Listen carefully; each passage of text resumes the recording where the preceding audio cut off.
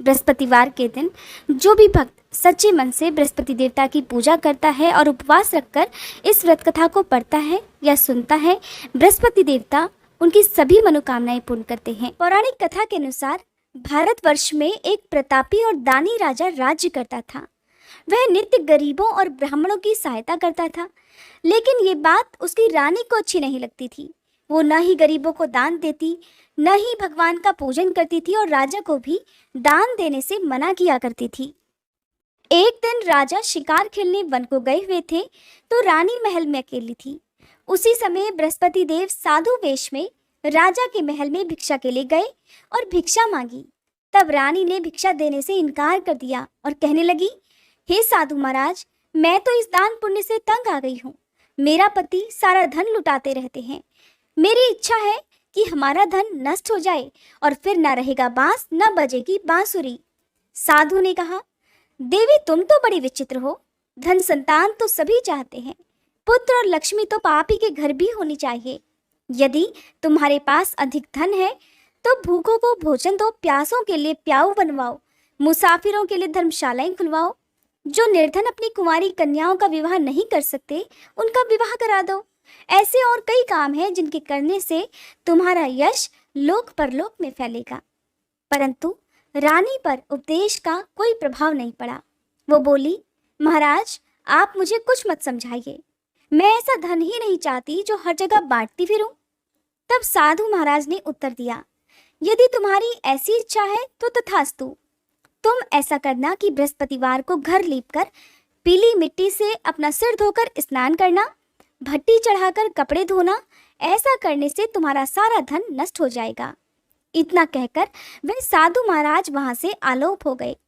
साधु के कहे अनुसार सभी बातों को पूरा करते करते रानी को केवल 3 बृहस्पतिवार ही बीते थे कि उसकी सारी समस्त धन संपत्ति नष्ट हो गई।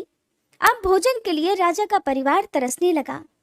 तब एक दिन राजा ने रानी से कहा कि हे रानी, तुम यहीं रहो, मैं दूसरे देश को जाता हूँ, क्योंकि यहाँ पर सभी लोग मुझे जानते हैं, इसलिए मैं कोई छोटा कार्य यहाँ नहीं कर सकता। ऐसा कहकर राजा परदेश चला गया। वहाँ वह जंगल से लकड़ियाँ काट कर लाता और शहर में बेचता। इस तरह वह अपना जीवन व्यतीत करने लगा। इधर राजा के परदेश जाते ही रानी और दासी दुखी रहने लगी।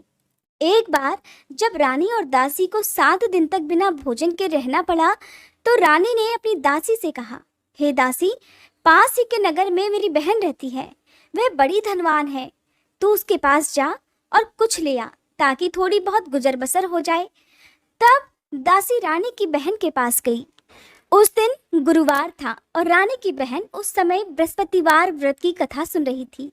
दासी ने रानी की बहन को अपनी रानी का संदेश दिया, लेकिन रानी की बड़ी बहन ने कोई उत्तर नहीं दिया। जब दासी को रानी की बहन से कोई उत्तर नहीं मिला तो वह बहुत दुखी हुई और उसे क्रोध भी आया। दासी ने वापस आकर रानी को सारी बात बता दी। सुनकर रानी ने अपने भाग्य को बहुत कोसा। उधर रानी की बहन ने सोचा कि मेरी बहन की दासी आई थी परंतु मैं उसे नहीं बोली, इससे तो वह बहुत दुखी हुई होगी। कथा सुनकर और पूजन समाप्त करके वह अपनी बहन के घर आ गई और कहने लगी, हे बहन, मैं बृहस्पतिवार का व्रत कर रही थी, तुम्हारी दासी मेरे घर आई थी, परंतु जब तक कथा होती है तब तक न तो उठते हैं और न ही बोलते हैं, इसलिए मैं नहीं बोली। कहो दासी क्यों गई थी? रानी बोली, बहन तुमसे क्या छुपाऊं, हमारे घर में खाने को अनाज नहीं था। ऐसा कहते कहते रानी की आंखें भर आई। उसने दासी समेत पिछले 7 दिनों से भूखे रहने की बात अपनी बहन को विस्तार पूर्वक सुना दी। रानी की बहन बोली, देखो बहन, भगवान बृहस्पति देव सभी की मनोकामनाएं पूर्ण करते हैं। देखो शायद तुम्हारे घर में अनाज रखा हो। पहले तो रानी को विश्वास नहीं हुआ, पर बहन के आग्रह करने पर उसने अपनी दासी को अंदर भेजा तो उसे सचमुच अनाज से भरा एक घड़ा मिल गया। ये देखकर दासी को भी बड़ी हैरानी हुई। तब दासी रानी से कहने लगी, हे रानी, जब हमको भोजन नहीं मिलता तो हम व्रत ही तो करते हैं, इसलिए क्यों ना इनसे व्रत और कथा की विधि पूछ ली जाए ताकि हम भी व्रत कर सकें। तब रानी ने अपनी बहन से बृहस्पतिवार व्रत के बारे में पूछा। उसकी बहन ने बताया, बृहस्पतिवार के व्रत में चने की दाल और मुनक्का से विष्णु भगवान का केले की जड़ में पूजन करें तथा दीपक जलाए, व्रत कथा सुने और पीला भोजन ही करें। इससे बृहस्पति देव प्रसन्न होते हैं।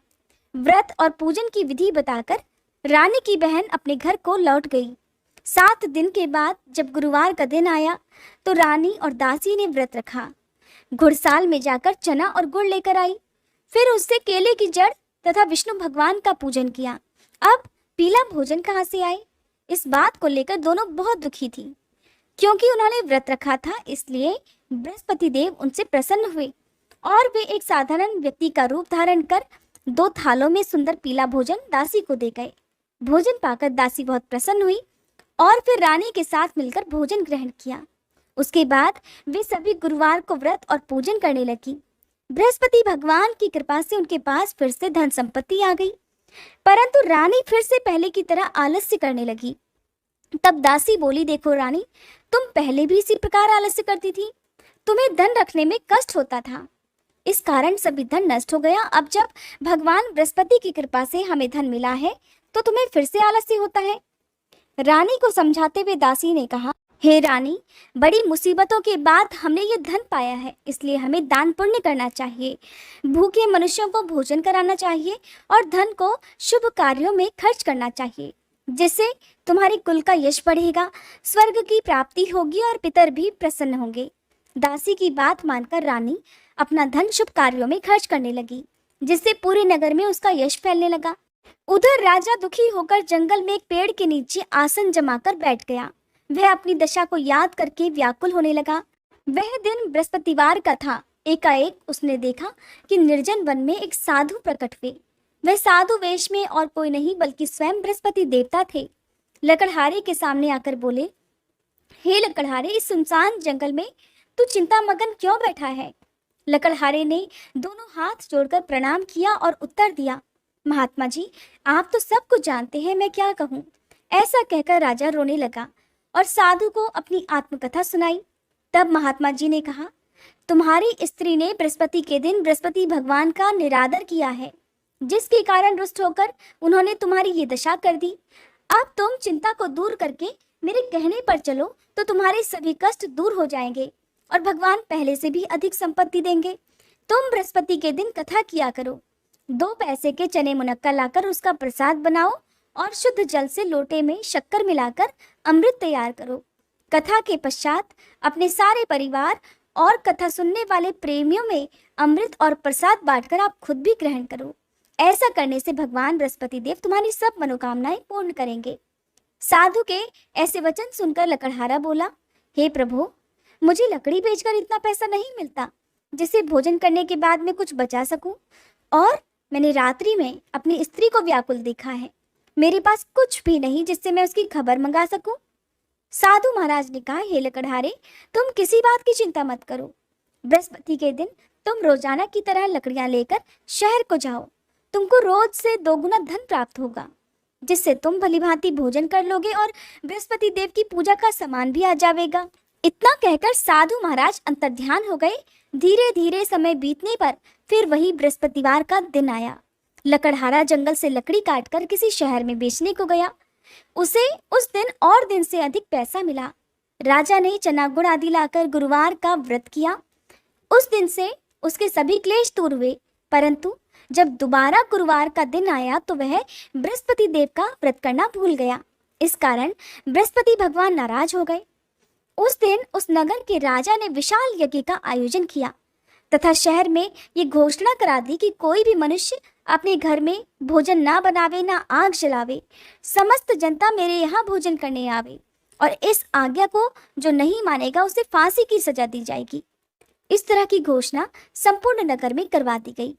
राजा की आज्ञा अनुसार शहर के सभी लोग भोजन करने गए, लेकिन लकड़हारा कुछ देर से पहुंचा, इसलिए राजा उसको अपने साथ घर लिवा ले गए और ले जाकर भोजन करा रहे थे तो रानी की दृष्टि उस खूंटी पर पड़ी जिस पर उसका हार लटका हुआ था। उस समय वह हार वहां पर दिखाई नहीं दिया तो रानी ने निश्चय किया कि मेरा हार इसी मनुष्य ने चुरा लिया है, और उसी समय सिपाहियों को बुलवाकर उसको कारागार में डलवा दिया। इधर जब लकड़हारा कारागार में पड़ गया तो बहुत दुखी होकर विचार करने लगा कि न जाने कौन से पूर्व जन्म के कर्म से मुझे ये दुख प्राप्त हुआ है, और दुखी होकर उसी साधु को याद करने लगा जो कि जंगल में मिला था उसी समय तत्काल बृहस्पति देव साधु के रूप में प्रकट हुए और उसकी दशा को देखकर कहने लगे, अरे मूर्ख, तूने बृहस्पति देव की कथा नहीं की, इस कारण तुझे ये दुख प्राप्त हुआ है। अब चिंता मत कर, बृहस्पतिवार के दिन कारागार के दरवाजे पर 4 पैसे पड़े मिलेंगे, उनसे तू बृहस्पति देव की पूजा करना, तेरे सभी कष्ट दूर हो जाएंगे। बृहस्पति के दिन उसे 4 पैसे पड़े मिले। तब लकड़हारे ने कथा कही। उसी रात को बृहस्पति देव ने उस नगर के राजा को स्वप्न में कहा, हे राजा, तुमने जिस आदमी को कारागार में बंद कर रखा है वह निर्दोष है, वह राजा है, उसे छोड़ देना। रानी का हार उसी खूंटी पर लटका है, अगर तुम ऐसा नहीं करोगे तो मैं तुम्हारे राज्य को नष्ट कर दूंगा। इस तरह रात्रि के स्वप्न को देखकर राजा प्रातःकाल उठा और खूंटी पर हार देखकर लकड़हारे को बुलाकर क्षमा मांगी तथा लकड़हारे को योग्य सुंदर वस्त्र आभूषण देकर विदा कर दिया। बृहस्पति देव की आज्ञा अनुसार लकड़हारा अपने नगर को चल दिया। राजा जब अपने नगर के निकट पहुंचा तो उसे बड़ा आश्चर्य हुआ। नगर में पहले से अधिक बाग, तालाब, कुएं तथा बहुत सी धर्मशाला, मंदिर आदि बन गई हैं। राजा ने पूछा, ये किसका बाग और धर्मशाला है? तब नगर के सभी लोग कहने लगे, ये सब तो रानी और बांदी के हैं। राजा को बहुत आश्चर्य हुआ और गुस्सा भी आया। जब रानी ने ये खबर सुनी कि राजा आ रहे हैं तो उन्होंने बांदी से कहा कि हे दासी, देख, राजा हमको कितनी बुरी हालत में छोड़ गए थे। हमारी ऐसी हालत देखकर वो लौट ना जाए, इसलिए तू दरवाजे पर खड़ी हो जा। आज्ञा अनुसार दासी दरवाजे पर खड़ी हो गई। राजा आए तो उन्हें अपने साथ लिवा लाई। तब राजा ने क्रोध करके अपनी रानी से पूछा कि ये धन तुम्हें कैसे प्राप्त हुआ है? तब रानी ने कहा, राजन, ये सब धन हमें बृहस्पति देव के व्रत के प्रभाव से प्राप्त हुआ है। तब राजा ने निश्चय किया कि 7 रोज बाद तो सभी बृहस्पति देव का पूजन करते हैं, परंतु मैं प्रतिदिन दिन में 3 बार कहानी और रोज ही व्रत किया करूंगा। अब हर समय राजा के दुपट्टे में चने की दाल बंधी रहती तथा वह दिन में 3 बार कहानी कहता। एक रोज राजा ने विचार किया कि चलो अपनी बहन के यहाँ हो आवे। इस तरह निश्चय कर राजा घोड़े पर सवार होकर अपनी बहन के यहाँ को चलने लगा। मार्ग में उसने देखा कि कुछ आदमी एक मुर्दे को लिए जा रहे हैं। उन्हें रोककर राजा कहने लगा, अरे भाइयों, मेरी बृहस्पति देव की कथा सुन लो। वे बोले, लो, हमारा तो आदमी मर गया है, इसको अपनी कथा की पड़ी है। परंतु कुछ आदमी बोले, अच्छा कहो, हम तुम्हारी कथा भी सुनेंगे। तब राजा ने दाल निकाली और जब कथा आधी हुई थी कि वह मुर्दा हिलने लग गया। जब कथा समाप्त हुई तो राम राम करके वह मनुष्य उठकर खड़ा हो गया। आगे मार्ग में उसे एक किसान खेत में हल चलाता मिला। राजा ने उसे देखकर उससे कहा कि अरे भैया, तुम मेरी बृहस्पतिवार की कथा सुन लो। तब किसान बोला, जब तक मैं तेरी कथा सुनूंगा तब तक 4 हरैया जोत लूंगा, जा अपनी कथा किसी और को सुनाना। और तब राजा आगे चलने लगा। राजा के हटते ही बैल पछाड़ खाकर गिर गए तथा उस किसान के पेट में बड़ी जोर का दर्द होने लगा। उस समय किसान की माँ रोटी लेकर आई। उसने जब ये देखा तो अपने पुत्र से सब हाल पूछा और बेटे ने भी सभी हाल कह दिया। तो वह बुढ़िया दौड़ी दौड़ी उस घुड़सवार के पास गई और उससे बोली, मैं तेरी कथा सुनूंगी, तू अपनी कथा मेरे खेत पर चलकर ही कहना। राजा ने बुढ़िया के खेत पर जाकर कथा कही, जिसके सुनते ही उसके बैल उठ खड़े हुए तथा किसान के पेट का दर्द भी बंद हो गया। अब राजा अपनी बहन के घर पहुंच गया तो बहन ने अपने भाई की खूब मेहमानी की। दूसरे रोज प्रातःकाल जब राजा जगा तो देखने लगा कि सभी लोग भोजन कर रहे हैं। राजा ने अपनी बहन से कहा कि ऐसा कोई मनुष्य है यहाँ जिसने भोजन ना किया हो, मेरी बृहस्पतिवार की कथा सुन ले। बहन बोली, हे भैया, ये देश तो ऐसा ही है, पहले यहाँ लोग भोजन करते हैं, बाद में अन्य कोई काम करते हैं। अगर कोई पड़ोस में हो तो देख आऊं। वह ऐसा कहकर देखने चली गई, परंतु उसे कोई ऐसा व्यक्ति नहीं मिला जिसने भोजन ना किया हो। अतः वह एक कुम्हार के घर गई जिसका लड़का बीमार था। उसे मालूम हुआ कि उनके यहाँ 3 रोज से किसी ने भोजन नहीं किया है। रानी ने अपने भाई की कथा सुनने के लिए कुम्हार से कहा तो वह तुरंत तैयार हो गया। राजा ने जाकर बृहस्पतिवार की कथा कही, जिसको सुनकर उसका लड़का ठीक हो गया।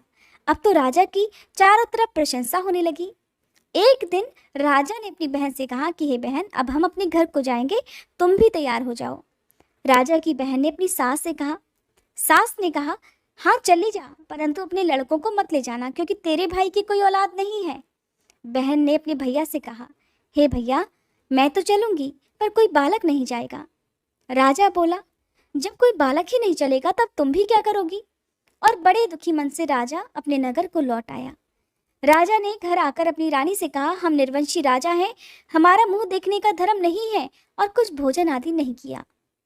रानी बोली, हे प्रभु, बृहस्पति देव ने हमें सब कुछ दिया है, वो हमें औलाद भी अवश्य देंगे। उसी रात को बृहस्पति देव ने राजा से स्वप्न में कहा, हे राजा, उठ, सभी सोच त्याग दे, तेरी रानी गर्भ से है। राजा को ये बात सुनकर बड़ी खुशी हुई। 9वें महीने में रानी के गर्भ से एक सुंदर पुत्र पैदा हुआ। तब राजा बोला, हे रानी, स्त्री बिना भोजन के रह सकती है, पर बिना कहे नहीं रह सकती। जब मेरी बहन आए तो तुम उसे कुछ मत कहना। रानी ने सुनकर हाँ कर दिया। उधर जब राजा की बहन ने ये शुभ समाचार सुना तो वो बहुत खुश हुई तथा बधाई लेकर अपने भाई के यहाँ आई। तभी रानी ने कहा, घोड़ा चढ़कर तो नहीं आई, गधा चढ़ी आई। राजा की बहन बोली, भाभी, मैं इस प्रकार नहीं कहती तो तुम्हें औलाद कैसे मिलती? बृहस्पति देव ऐसे ही हैं, जैसी जिसके मन में कामनाएं हैं सभी को पूर्ण करते हैं। प्रेम से बोलिए बृहस्पति देवता की जय।